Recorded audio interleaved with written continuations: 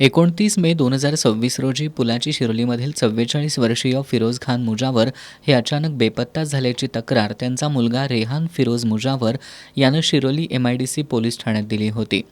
त्यानुसार पोलिसांनी बेपत्ता नोंद करून तपास सुरू केला. दरम्यान 2 जूनला शिरोली परिसरातील घोल नावाच्या शेतातल्या विहिरीमध्ये एका अज्ञात पुरुषाचा मृतदेह तरंगताना आढळून आला. याची माहिती मिळताच पोलिसांनी घटनास्थळी धाव घेत पंचनामा करून मृतदेह शवविच्छेदनासाठी पाठवला. शवविच्छेदन अहवालातून मृताच्या तोंडात कापड कोंबण्यात आलं होतं आणि डोक्याच्या मागील बाजूला धारदार शस्त्रानं गंभीर वार करण्यात आले होते.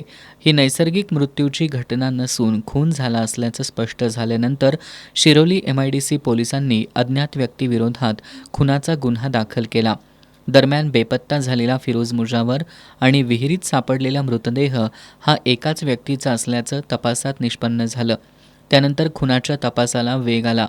पोलीस अधीक्षक निलोत्पल यांच्या मार्गदर्शनाखाली स्थानिक गुन्हे अन्वेषण शाखेचे पोलीस निरीक्षक सुशांत चव्हाण यांच्या नेतृत्वाखाली विशेष पथकाची नियुक्ती करण्यात आली.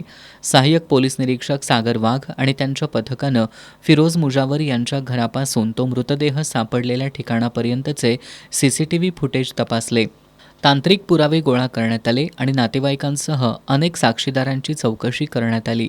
तपासादरम्यान फिरोज मुजावर हे मद्यधुंद अवस्थेत पत्नी आणि मुलाला वारंवार मारहाण करून त्रास देत असल्याची माहिती पोलिसांना मिळाली. त्यानंतर पोलिसांनी मुलगा रेहान याची कसून चौकशी केली.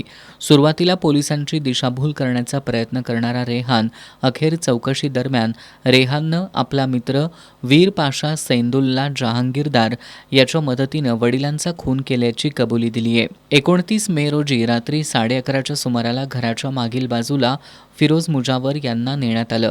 त्यानंतर चिकन दुकानात वापरल्या जाणाऱ्या सत्तूरनं त्यांच्या डोक्यावर वार करण्यात आले.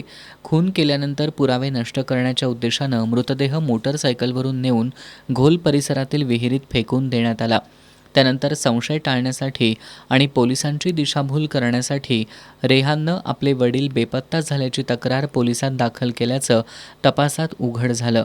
अवघ्या 24 तासात या गुन्ह्याचा छडा लावत पोलिसांनी रेहान मुजावर आणि त्याचा मित्र वीर पाशा जहांगीरदार या दोघांना अटक केली आहे. बेपत्ता तक्रार, बेवारस मृतदेह आणि खुनाचा गुन्हा या तिन्ही शक्यता गृहीत धरून तपास करत पोलिसांनी या गुन्ह्याची 24 तासात उकल केली आहे.